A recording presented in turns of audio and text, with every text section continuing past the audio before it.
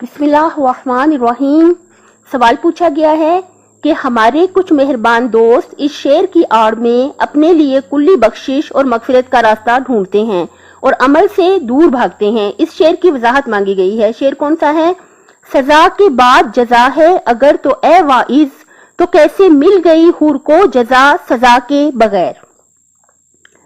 دیکھیے ماشاءاللہ بہت یہ پر امید کرنے والا شعر ہے۔ بالکل ایسی ہی بات ہے۔ ہم سب کو چاہیے کہ ہم حضرت حور علیہ السلام کی طرح بن جائیں، ان کے نقش قدم پر چلیں، تو جتنے بھی ہم گناہ کر چکے ہیں ان سب کی معافی مانگ لیں۔ اور کیونکہ وہ امام وقت کے پاس آ گئے تھے، حضرت حور امام حسین علیہ السلام جو وقت کے امام تھے ان کے پاس آ گئی تھے اور آ کے کہا تھا کہ میری بخشش کروا دیجئے، اور جتنے بھی پچھلے گناہ اور خطائیں اور غلطیاں تھیں وہ ساری انہوں نے معافی بھی مانگ لی تھی اور ان سب کو چھوڑ بھی دیا تھا۔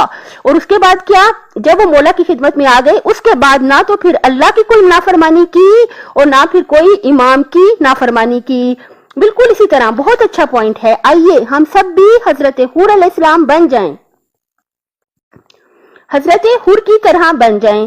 کرنا کیا ہے؟ امام زمانہ علیہ السلام ہمارے امام میں وقت ہیں، ان کے پاس آئیے اور دیکھیے عمل سے بھاگنا جو ہے یہ غلط ہے۔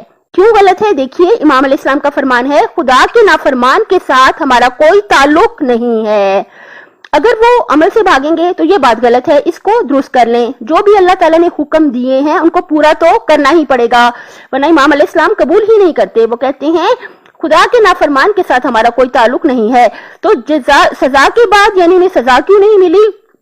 یعنی گناہ کے بعد جو ہے انہیں سزا کیوں نہیں ملی؟ کیونکہ انہوں نے معافی مانگ لی تھی سچے دل سے۔